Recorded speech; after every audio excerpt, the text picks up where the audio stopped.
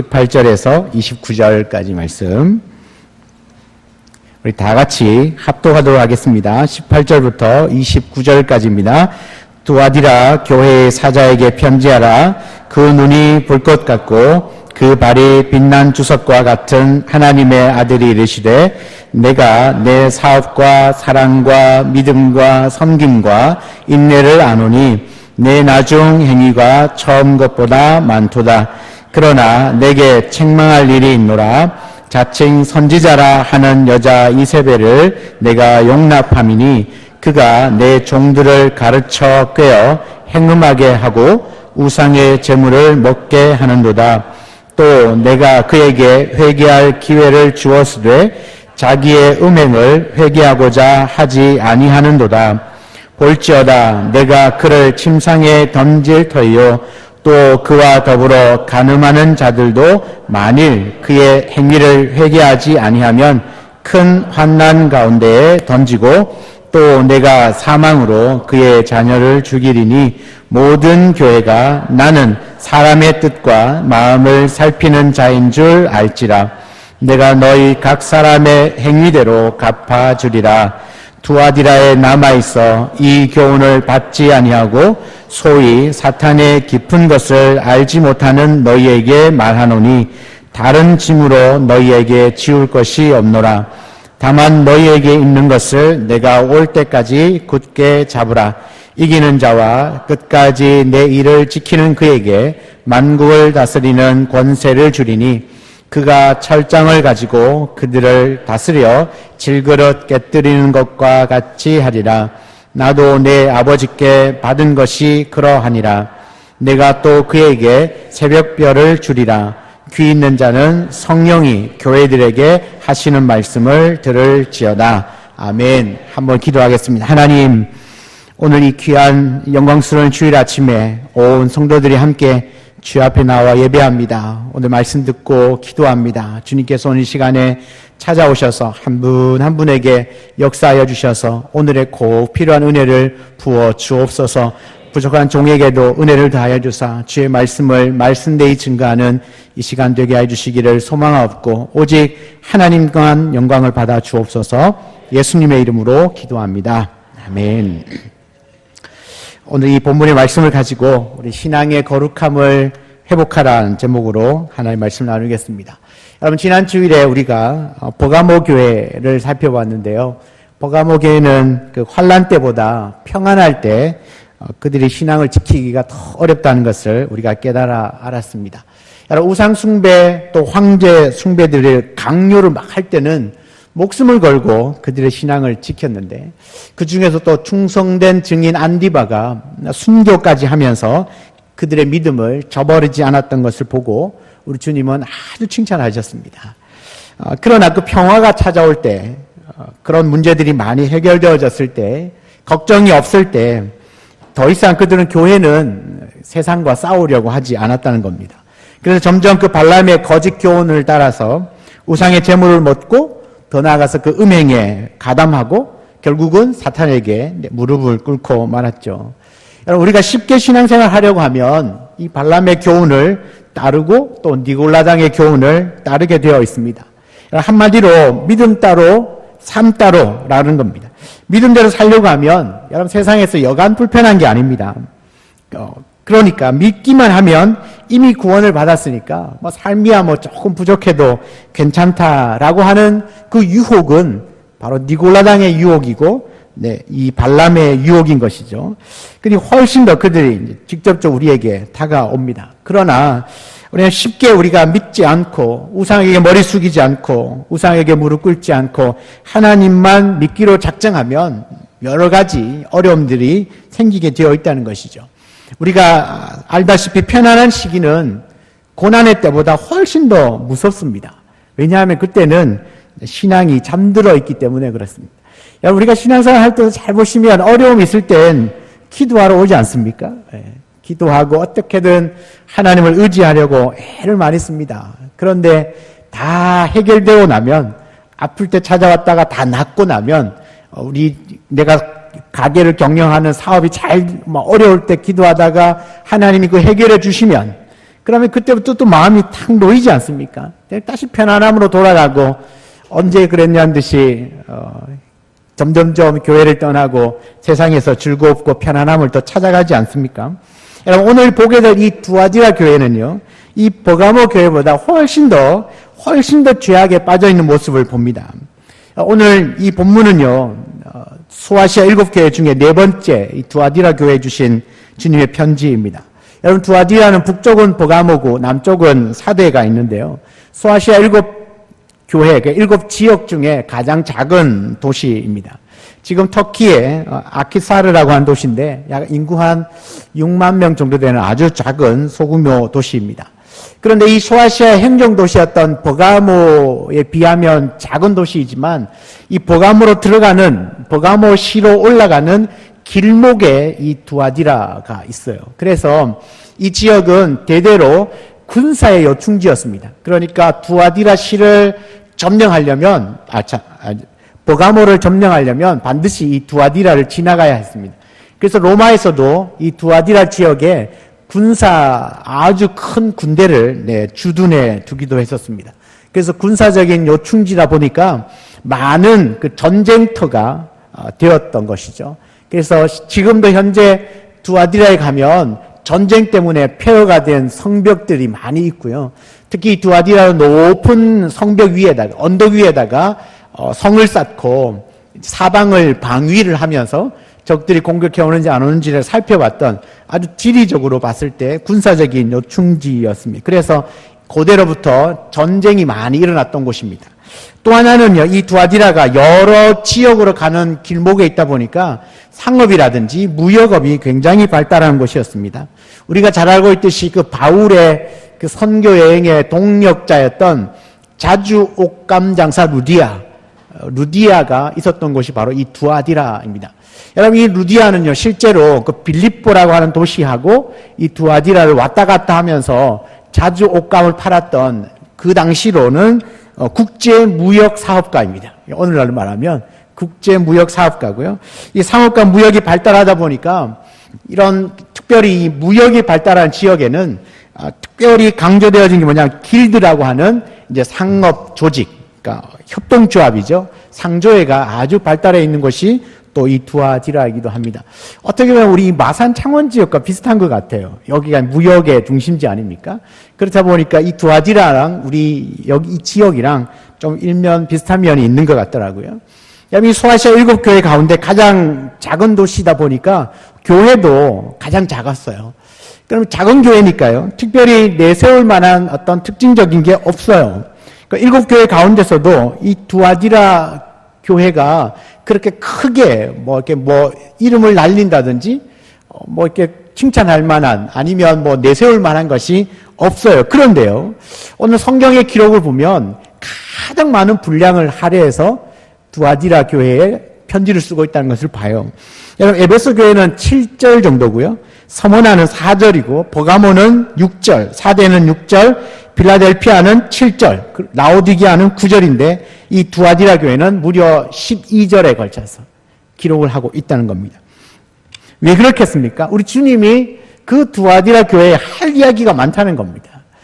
칭찬받았던 서머나 교회도 있고 빌라델피아 교회도 있는데 그들보다가 훨씬 더 할 이야기가 많았던 것이죠. 7교회 중에서 특별히 칭찬도 많이 받고 책망도 많이 받았던 교회가 바로 이 두아디라 교회입니다. 여러분 우리가 7교회 보낸 편지들을 보면 그 교회들마다 나타나는 주님의 모습이 다르다는 것 보셨지 않습니까?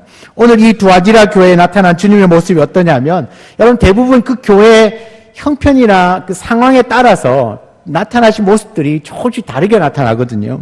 오늘 18절을 한번 보시면 그 눈이 불꽃 같고 그 발이 빛난 주석과 같은 하나님의 아들이라고 자신을 표현합니다. 여러분 이 주님의 소개를 들으면서 어떤 느낌이 드십니까?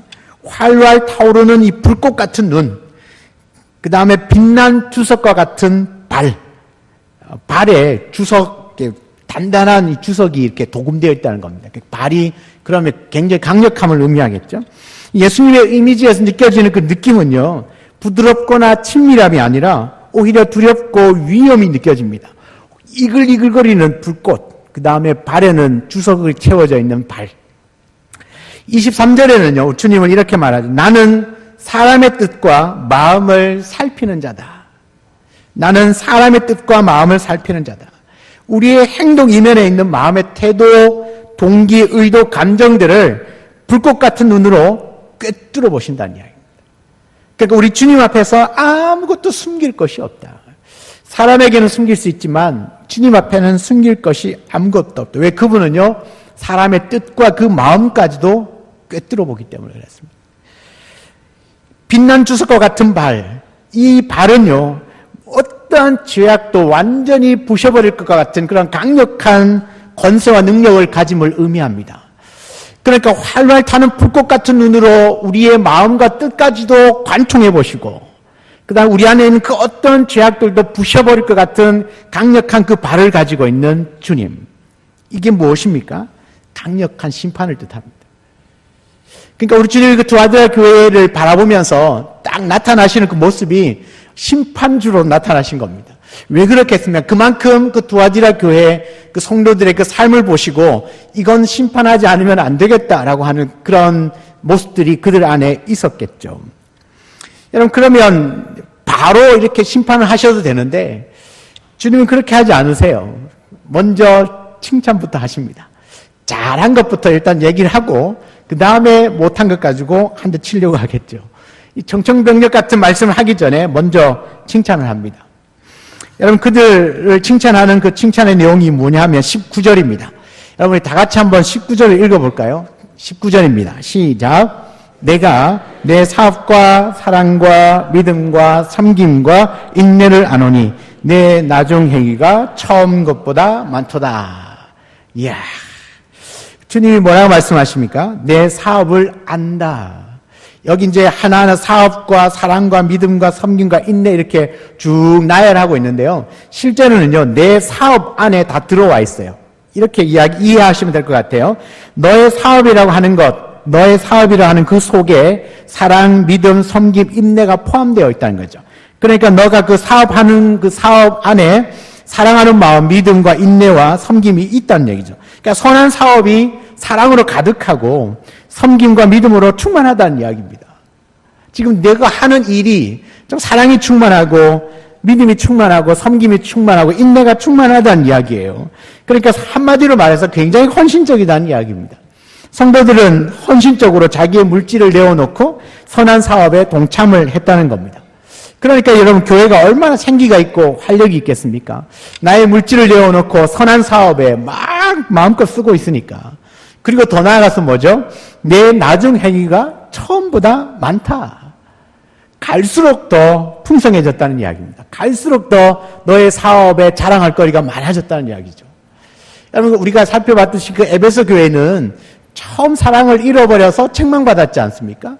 그런데 이 두아디라 교회는 너의 처음, 나중의 행위가 처음보다 훨씬 많다. 갈수록 더 풍성해졌다는 겁니다. 사랑하는 여러분, 우리 아름다운 교회도 처음 행위보다 나중 행위가 더 많고 우리 주님께 칭찬 들을 일이 더 많기를 주의로 축원합니다. 지금은 시작은 작게 시작할지 모르지만 갈수록 더 많아지는 것이죠. 갈수록 더 많은 선교하고 이웃을 섬기고 나누고 베풀고 구제하고 사랑을 나누고 우리가 힘 닿는 데까지, 어쩌면 좀 헉헉 뛸 때까지 그렇게 나누고 베풀면 하나님 더 축복하지 않을까요? 하나님의 그 나눔의 법칙은 참 우리가 생각할 수 없는 그 이해의 범위를 넘어서는 것 같아요. 분명히 나누고 주면 없어져야 하는데 더 채워지는 거죠. 더 풍성해지고 더 채워지고, 그래서 또 나누고 또 베풀었더니 또 채워지고 또 채워지는 게 하나님의 법칙이더라고요. 여러분, 우리 교회가 바로 이런 교회가 되었으면 좋겠습니다. 그래서 이 지역 사회에 저 아름다운 교회 때문에 진짜 아름다운 세상이 되겠구나 라고 옆에 있는 분들이 이야기하는 그런 시대. 아멘이십니까? 네. 우리 교회 하나가 정말 이 주변에 그 어느 관공서나 경찰서나 파출소나 세워지는 것보다 우리 주민들이 더 환영하는 그런 교회. 그래서 이 어려운 사람들이 있지만, 나는 비록 어렵지만 저 아름다운 교회 때문에 내가 살맛이 난다고 그렇게 칭찬하는 교회. 그리고 그것이 갈수록 더 하여지는, 더 많아지는 교회, 그런 교회 되기를 주여 축복합니다. 여러분, 그런데 이 칭찬을 여기까지 끝나면 너무너무 좋겠죠. 그런데 이 교회 안에 치명적인 죄의 세력이 있었습니다. 수많은 성도들이 그 죄의 세력에 굴복하고 말았죠. 20절에 나오는데 그러나 내가 네게 책망할 것이 있노라. 자칭 선지자라는 여선지자 이세벨을 내가 용납함이니 그가 내 종들을 가르쳐 꿰어 행음하게 하고 우상의 제물을 먹게 하는도다. 20절 이하를 보면요, 두아디라 교회에 자칭 선지자라고 하는 이세벨이 있었습니다. 그 이세벨의 가르침과 그 행실을 따라가는 사람들이 많이 생겨나기 시작했죠. 여러분, 이세벨이 누구입니까? 이 20절 하반절을 보면 이세벨은요, 실제로 그 교회에 존재했던 인물입니다. 그녀는요, 이 두아디라 교회 성도들을 가르쳐서 이렇게 꿰었다고 말하죠. 꿰었다, 이렇게 유혹시켰다, 미혹시켰다는 거죠. 성도들을 가르쳐가지고 행음하게 만들고 우상의 제물을 먹게 만들었다는 겁니다. 여러분, 교회 안에서 이 이세벨의 직분이 무엇인지는 알 수 없지만 어쨌든 그 이세벨은 탁월한 그 가르침의 은사가 있었던 것 같아요. 그래서 그가 선포하고 가르쳤더니 사람들의 마음이 확 끌려갔어요. 그리고 그의 가르치는 대로 따라갔다는 거예요. 그리고 교회 안에 적지 않은 그 중직자들마저도 이 성도, 이 이세벨의 가르침에 미혹되어졌고 또 그가 가르치는 대로 따라 살아갔던 것 같습니다. 구체적으로는 이 이세벨의 가르침이 무엇이냐면 이런 겁니다.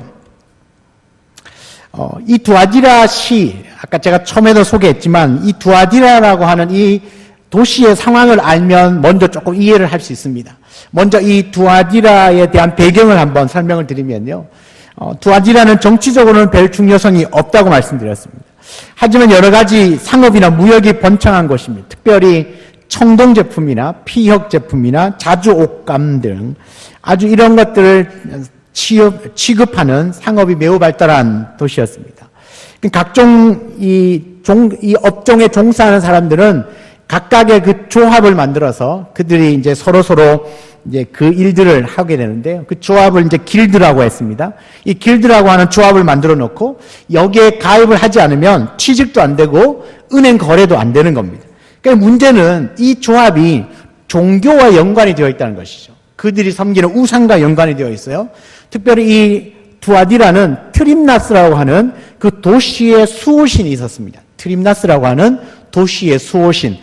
그들은 이 조합원들은 일정한 금액을 내고 이 갯돈을 가지고 그 트림나스 신에게 신전에다가 정기적으로 신전에다가 돈을 바칩니다. 그리고 이 돈을 바치는 그날이 되면 다 같이 모여서 제사를 드리고 그 음식을 함께 나누어 먹고 그 다음에 뭘 하냐 하면 그 트림나스 신전에서 고용되어져 있는 여자 성창이 있습니다. 그러니까 요즘 말하면 창녀죠. 예. 그 성전에 고용되어 있는 여창이 있습니다. 여창.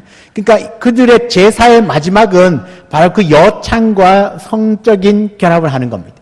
여러분, 그 당시에 그 우상에게 제사를 드리고 마지막은 반드시 그 성창과 성교를 하게 되어 있습니다. 이것이 무슨 의미냐면 그 신과 내가 하나가 되어졌다는 의미로 드려지는 겁니다.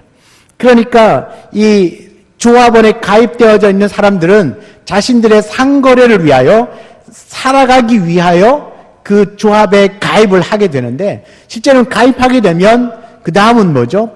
그냥 정기적으로 그 트림나스 신에게 가서 제사도 드리고 같이 그 제물도 먹고 음행에 빠져드는 겁니다. 모든 조합원들이 다 그렇게 해야만 했습니다. 그런데요, 교회 다니는 성도들 경우는 어떨까요?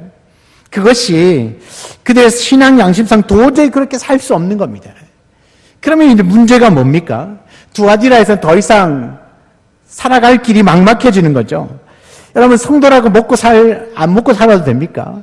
여러분은 있으면 먹고 삽니까? 돈 안 벌어도 됩니까? 돈 벌어야죠. 먹고 살아야 됩니다. 그런데 그 조합에 가입되지 않으면 먹고 사는 것이 너무너무 힘들다는 것이죠. 그 모임에 동참하지 않으면 거의 직업적으로는 그냥 망한 것과 똑같습니다. 이 조합에 들어가지 않고 돈을 번다는 것도 어렵습니다. 그러니까 내가 신앙의 양심을 지키자니 먹고 사는 것이 힘들고 신앙을 버리자니 도저히 용납할 수가 없고 갈등을 겪을 수밖에 없습니다. 여러분이 만약 그런 상황이면 어떨 것 같습니까? 갈등하지 않겠습니까? 대부분의 성도들이 갈등하고 고민에 빠질 겁니다. 신앙대로 살자고 하면 이 세상에서 오는 그 압박이 너무 큰 거죠. 그걸 어떻게 견뎌낼 수 있겠습니까? 그래서 연약한 성도들은요, 신앙을 버리고 아예 그 주합에 가입하고 돈을 선택합니다. 아니면 그 세상의 부적응자로 그렇게 가난하게 거지처럼 이렇게 살아가게 될 거죠. 근데 여러분, 이런 난감한 상황 가운데 이 두아디라 교회 성도들에게 누가 있었습니까? 이세벨이라고 하는 거짓 선지자가 있었습니다. 이 여인이 어떻게 이 성도들을 꾀이냐 하면 구원과 삶은 별개다라고 가르칩니다. 여러분, 그 이세벨의 가르침을 구체적으로 설명하면 이렇습니다. 교회 오면 신앙적인 삶을 살고 세상에 나가면 세상의 기준을 따라 살아도 된다. 우리의 영혼은 하나님의 은혜로 구원을 받았기 때문에 우상의 재물을 먹는다고 해도 영혼은 더럽혀지지 않는다. 이 믿음이 연약한 자들은 그 우상의 재물을 먹으면 해를 입는다고 생각하겠지만 우리처럼 이렇게 믿음이 좋은 사람들은 그 재물 먹어도 괜찮다. 더 나아가서 음행을 해도 내 육체가 음행을 하는 거지 내 영혼은 영향을 받지 않는다. 하나님의 은혜가 너무 크고 완전하기 때문에 우리가 육신으로 어떻게 살든지 간에 아무런 문제가 없다. 여러분, 여기 아멘 하시면 안 됩니다. 이렇게 가르친다는 것이죠. 그러니까요, 여러분이 가만히 들어보면 어떻습니까? 그럴듯하지 않습니까? 그리고 그렇게 살아도 될 것 같습니다. 왜요? 이렇게 안 살면 당장에 내가 먹고 살 게 없어지니까요. 이건 굉장히 심각한 이야기입니다. 요 비슷하게 우리에게 접근하고 있는 지금 현재 이단이 구원파입니다. 요 비슷하게 우리에게 미혹하는 이단이 구원파입니다. 그래서 그들은요, 이미 죄산 받았기 때문에 내 삶은 그냥 살아도 아무 문제 없다고 지금도 그렇게 가르치는데 성도들이 미혹돼 간단 말이죠. 그러니까 그때나 지금이나 똑같습니다. 이 이세벨이라고 하는 여선지자가 교회 안에서 그것도 이 영향력이 있는 사람이 이런 이야기를 하고 나니까 연약한 성도들, 갈등하고 있는 성도들이 다 미혹되어져서 넘어가는 겁니다. 여러분, 이 이세벨의 가르침은 한마디로 뭡니까? 이 세상과 교회 분리해도 된다. 분리해서 살아라. 그래야 네가 편하게 살 수 있다. 그거 아닙니까? 여러분, 세상에서 세상의 기준과 가치대로 살고 교회 와서는 열심히 교회 섬기면 될 거 아니냐. 주일 성수 잘하고 헌금 잘하고 찬양하고 봉사하라면 봉사하고 하면 될 거 아니냐. 교회에서는 교회에서는 그렇게 살고 세상에 나가면 좀 세상의 기준대로 세상의 사람들이 하는 것처럼 그렇게 살아도 안 되겠냐. 여러분, 이 이세벨의 가르침을 따르는 자들은요, 더 이상 이 갈등할 필요가 없어졌어요. 왜 그렇습니까? 그 자유를 준 겁니다. 세상에는 어떤 부정과 방법으로 돈을 벌든지 간에 교회 와서 헌금 많이 하면 되는 거 아니냐는 거죠. 세상에서 뭐 남들처럼 다 하는 것처럼 탈세하고 뇌물 받고 그렇게 돈을 막 벌어도 뭐 교회 와서 봉사하고 열심히 일하면 예배 드리면 되지 않겠냐. 여러분, 이세벨의 가르침은 바로 그런 것들이었거든요. 그래서 성도들이 죄를 지어도요, 그냥 다 눈 감아주는 겁니다. 그냥 왜? 교회 잘 나오니까, 뭐 헌금하니까, 뭐 봉사하니까 그냥 감사하다는 거죠. 괜히 얘기해가지고 교회 안 나오면 어떡하냐. 나와주는 것만으로도 감사하다는 거죠. 그게 이세벨의 가르침이었습니다. 제가 가르친 거 아닙니다. 네, 이세벨의 가르침. 우리 아름다운 교회는 그런 성도들이 없겠죠. 네. 이게 뭡니까? 삶 따로, 네, 신앙 따로. 이 이원론 괜찮다고 말하는 겁니다. 이 결국은 이 자칭 선지자 이세벨에게 속아 넘어간 두아디라 교회 성도들이 믿음을 저버렸습니다. 이세벨은 그 교인들에게 물질이 우선이라는 생각을 심어주었어요. 끝내는 돈을 위해서 그 우상의 재물을 먹고 또 그들과 똑같이 음란한 일을 하게 된 겁니다. 성적으로 부덕덕한 생활을 해도 가만히 내버려 둔 것입니다. 그렇게 되면 어떻게 될까요? 점점 하나님과 멀어질 수밖에 없습니다. 이 두아디라 교회는 당연히 혼란에 빠졌을 것이고 또 그 교회가 가지고 있는 그 거룩성마저도 잃어버렸습니다. 여러분, 교회 안에서 우리가 이렇게 주일날 모여서 함께 예배 드린다고 우리 안에 거룩함이 유지됩니까? 아니요. 실제로 우리 교회의 거룩함은요, 우리 성도들이 교회에 오지 않는 나머지 그 6일을 어떻게 살아가느냐가 우리 교회의 거룩성을 자부할 수 있습니다. 우리가요, 이 교회 안에서 누구나 거룩하게 경건한 모습으로 예배 드릴 수 있어요. 어제의 살인자도요, 오늘 예배 자리에서는 경건한 척하며 예배 드릴 수 있다는 거죠. 그래서 이 모습을 보고, 우리 아름다운 교회가 참 경건하구나, 거룩하구나, 그게 아니에요. 여러분, 거룩은요, 정확하게 세상과 구별되어진 삶이 있을 때 거룩함이 드러나는 거거든요. 그럼 이 안에 있으면요, 드러낼 길이 없어요. 이제부터 뭐죠? 이 예배가 끝나고, 주일이 끝나고, 월요일부터 시작되어지는 그 우리의 삶 안에서 얼마나 내가 믿음으로 세상 안에서 거룩하게 살아내느냐, 구별되게 살아내느냐에 따라서 우리 아름다운 교회가 거룩하냐, 그렇지 않다가 판가름 난다는 것이죠. 그러니까 이 두아디라 교회 성도들 안에 이세벨의 미혹에 넘어간 사람들이 많이 생겨나다 보니까 당연히 그 거룩함을 상실할 수밖에 없었다는 겁니다. 여러분, 그거 아십니까? 교회가 거룩함을 잃어버리는 순간 교회는 이미 교회로서의 정체성을 잃어버린 겁니다. 교회가 세상과 구별되지 않는 한 교회는 교회로서의 모임이 아닙니다. 그냥 세상에 좋아하는 동아리 모임, 사회적인 어떤 연합 모임에 지나지 않습니다. 여러분, 교회가 거룩성을 잃어버렸다는 증거가 어디에서 나타나냐면 세상이 더 이상 교회를 두려워하지 않는다는 겁니다. 여러분, 교회가 강력한 힘을 가지고 거룩성을 가지고 막 부흥하는 시기는요, 아무리 교회가 뭘 해도요, 세상이 아무 소리도 못했습니다. 아무 소리도 못했습니다. 왜요? 그 교회가 두렵거든요. 근데 요즘은 어떻습니까? 교회를 두려워합니까? 왜 그런지 아십니까? 교회가요, 세상과 구별이 안 되기 때문에 그렇습니다. 교회 다니는 사람도 거짓말 밥 먹듯이 하고, 교회 다니는 사람도 이중장부 쓰고, 교회 다니는 사람도 탈세하려고 노력하고, 교회 다니는 사람도 음행하고, 똑같다는 겁니다. 그러니까 구별이 안 되니까 세상이 오히려 교회를 삼켜버린 거죠. 여러분, 교회가 세상을 삼키라고 하나님 교회를 만들어 놨는데 오히려 세상이 교회를 삼켜버린 겁니다. 왜 그렇겠습니까? 구별이 안 되니까 그랬어요. 이 두아디라 교회의 가장 큰 문제는 거룩함을 상실한 겁니다. 세상과 구별되지 않는 거죠. 왜? 당장은 핑계거리가 있습니다. 알면 어떻게 먹고 살라고요. 그러나요, 주님은 이 거룩함을 상실한 교회에 굉장히 엄중한 경고를 하시는데, 여러분 21절을 보면요, 뭐라고 먼저 시작을 하죠? 21절에 시작을 어떻게 하죠? 내가 너희에게 있는 것을 내가 올 때까지, 아니군요. 죄송합니다. 21절에 보면 또 내가 그에게 뭐죠? 회개할 기회를 주었을 때. 이게 너무너무 중요한 말입니다. 회개할 기회를 줬다는 겁니다. 그런데 뭐죠? 그들은 회개할 기회를 주었음에도 회개하지 않았다. 그들의 음행을 회개하지 않았다. 심판하시기 전에 뭐 했다는 거죠? 회개할 기회를 줬다는 거예요. 돌아올 수 있는 기회를 주었다는 거죠. 하나님이 그냥 무작정, 야, 너 이렇게 살면 안 되는데 살았네 하면서 바로 이렇게 심판하시는 게 아니라 반드시 뭐요? 회개할 기회를 주시는 거죠. 돌아와라. 기회를 줬는데도 그들을 회개하지 않았어요. 그래서 주님 그 교회에 어떻게 심판을 하십니까?